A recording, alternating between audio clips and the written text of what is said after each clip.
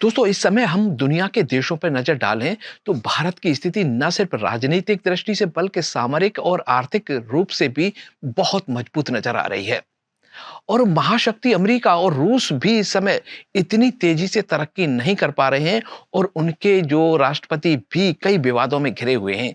लेकिन भारत की जो प्रधानमंत्री हैं वो निर्विवाद रूप से सिर्फ देश को आगे ले जाने की बात कर रहे हैं और देश आगे भी बढ़ रहा है। यानी भारत की सरकार बहुत अच्छी चल रही है।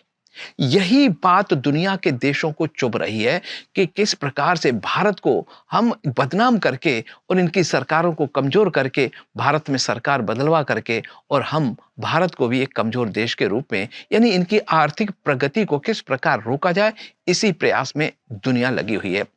तो कई बार कोई फाइल खोल देते हैं, कई बार विपक्ष भी उनका साथ देता है और संसद में कुछ ना कुछ मोदी जी के खिलाफ या हम कहें कि सरकार को कमजोर करने के प्रयास ये करते रहते हैं, चाहे देश से चाहे विदेश से। अभी हाल ही में संसद में राहुल गांधी ने एक लाइन कही है, यानी यूं कहें कि जो हमारे पूर्व सेना अध्यक्ष थे नरवणे जी, उनकी किताब के कुछ अंशों को वो पढ़ना चाहते थे, लेकिन वो किताब छपी नहीं है, इसीलिए उनको उस किताब को संसद में पढ़ने से रोका गया। अब उसके पीछे दुनिया भर का विवाद खड़ा कर दिया गया है। हमारा विपक्ष ऐसा है कि उसको कहीं कोई तीली मिल जाती है, उससे पूरी आग लगाने का प्रयास करता है। अब देखिए बात क्या है, मामला क्या है, आज मैं आपको वही समझाने का प्रयास कर रहा हूं।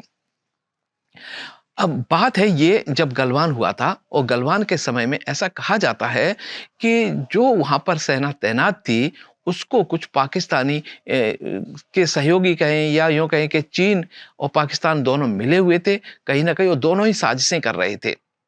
तो चाहते वो थे कि एक तरफ से पाकिस्तान भारत को घेरे और दूसरी तरफ से चीन, और दोनों फ्रंट पे अगर एक साथ युद्ध होगा तो भारत को हम आसानी से हरा सकते हैं। तो गलवान जो खुल गया था ना, उसी समय ऐसा कहा जाता है कि चीनी सेना ने भारत की जो सीमा है उस पर दबाव डालने के लिए वहां पर अपनी सेना का जमावड़ा शुरू किया था और कुछ टैंक हमारी सीमा की तरफ आ रहे थे। तो उस समय कहते हैं कि वहां पर जो भी हमारे यूं कहें मेजर थे या जो सेना के अधिकारी थे, उन्होंने नरवणे जी को फोन पर सूचना दी कि पाकिस्तान चाइनीज टैंक हमारे भारत की सीमा की तरफ चले आ रहे हैं।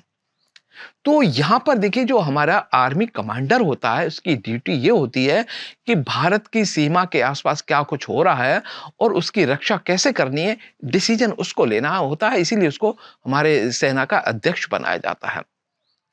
लेकिन यहां पर एक पॉइंट मैं बता रहा हूं आपको कि नरवणे जी ने कहते हैं कि रक्षा मंत्री ने से प्रधानमंत्री को फोन किया, ऐसा बताया जा रहा है। तो प्रधानमंत्री का जो जवाब था उससे विपक्ष उसी एक शब्द से घेरने का प्रयास कर रहा है। तो कहा यह जा रहा है कि प्रधानमंत्री को जब फोन किया गया तो उन्होंने कहा कि उस समय जो आपको उचित लगे वो कार्रवाई करो। अब इसमें खराबी क्या है? तो विपक्ष क्या चाहता है कि उस समय प्रधानमंत्री दिल्ली में बैठकर कह देते कि उनको टैंकों को उड़ा दो, फायर कर दो, युद्ध खोल दो। क्या करते वहां पर? जो वहां पर मौजूद है सही स्थिति तो उसको पता है ना कि टैंक जमावड़ा हो रहा है या हमारी सीमा को क्रॉस कर रहे हैं। उनका उद्देश्य क्या है? जब तक उनका उद्देश्य समझ में नहीं आए तब तक प्रधानमंत्री सीधा उनको फायर करने की क्या ऑर्डर दे दें? वैसे भी प्रधानमंत्री कभी भी किसी भी सेना पर अटैक करने का आदेश प्रधानमंत्री कभी नहीं देता। ये काम सेना अध्यक्ष का ही होता है। और लेकिन यहाँ पर एक क्लोज ये है कि देखिए भारत की सीमा में हमारी जो सेना और वो अपनी सीमा में कुछ भी करें, हम तब तक उन पर फायर नहीं कर सकते जब तक वो हमारी सीमा को क्रॉस ना करें। यानी जो लाइन होती है लिमिट की, अगर यहां से आगे बढ़ेंगे तब हमको एक्शन लेना होता है। अब मैं एक वाकया याद दिलाता हूं कि जब कारगिल कांड हुआ था तो उस समय हमारे जो प्रधानमंत्री जी थे वाजपेयी जी, उन्होंने कहा था कि हमको कारगिल वापस चाहिए। कुछ भी करो आप, लेकिन हमको कारगिल चाहिए, लेकिन आपको कारगिल प्राप्त करने के लिए एलओसी क्रॉस नहीं करना है। उस समय उन्होंने भी कही थी। तो यहां पर मोदी जी के सौभाग्य को कह रहा है कि उन्होंने सेना को खुली छूट नहीं दी। अब इसका अर्थ निकालिए आप कि मोदी जी ने बताया जाता है कि ये कहा है कि आप जो उस समय उचित लगो वो कार्रवाई करो और करना ही होगा। देखिए जहां फ्रंट पे होता है वहां पर हर मिनट पे तो कोई प्रधानमंत्री से आदेश थोड़ी लेगा। देखिए आर्मी आप तैनात हो, आपके हाथ में बंदूकें हथियार हैं, तो आपकी ड्यूटी है कि उस समय जो आपको उचित लगेगा वो कार्रवाई आपको करनी पड़ेगी और आपका काम यह है सीमा की रक्षा करना, वो करिए। लेकिन कुछ ऐसी चीजें होती हैं जो कि विदेश नीति से जुड़ी होती है, उनको अगर ये पूछना होता कि अभी हमारी सीमा में नहीं है, उनको जो वो जमावड़ा हो रहा है वो उनकी सीमा में, क्या हमको उनको रोकने के लिए जो लाइन ऑफ कंट्रोल है और वहां पे उसको क्रॉस करें, क्या उनकी सीमा में जाने की अगर वो परमिशन मांगते, तब ये रक्षा मंत्री या प्रधानमंत्री से परमिशन लेना जरूरी होता है। लेकिन अपनी सीमा की तरफ आ रहा है, अपनी सीमा से कुछ कार्रवाई करनी पड़े, तो उस समय उसको तुरंत डिसीजन लेना पड़ता है। यही नीति है, यही रणनीति है।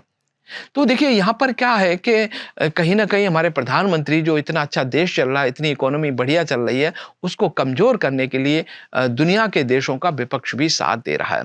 प्रधानमंत्री तो भारत के हैं और दुनिया के देश तो चाह रहे हैं कि कैसे न कैसे भारत को कमज़ोर किया जाए। क्या विपक्ष भी यही चाहता है कि भारत को कमज़ोर किया जाए? कहीं न कहीं रणनीति उनकी यही दिखाई देती है। अब मैं एक बात और मैं बताऊं आपको कि देखिए कि जब भी कोई देश किसी पे आक्रमण करता है, तो अंतर्राष्ट्रीय कानूनों के हिसाब से उसको वहां जवाब भी देना पड़ता है। बिना कारण किसी पे अटैक कर देना या उकसाई वाली कार्रवाई कर देना, तो हमको अंतर्राष्ट्रीय बहुत सारा कभी कई बार हर्जाना भी भरना पड़ता है। तो इन चीज़ों का ध्यान रखना पड़ता है। तो जो इस समय मोदी जी को घेरने की कोशिश की जा रही है देश के अंदर से और देश के बाहर से, ये बहुत ही खतरनाक षड्यंत्र है। तो हम चाहते हैं कि देश के लोग ये षड्यंत्रों को समझें और हमारे प्रधानमंत्री को जो कमज़ोर करने की कोशिश की जा रही है, हमारे देश को कमज़ोर करने की कोशिश की जा रही है, ये हमारे दिल को बहुत ठेस पहुँचाती है। तो ऐसा ना हो कि हमारे देश के लोग दुनिया की चालबाज़ी को समझ करके हमारे प्रधानमंत्री के साथ खड़े रहें, उनके हाथ मजबूत करते रहें। मैं तो बस यही चाहता हूँ। बहुत-बहुत धन्यवाद।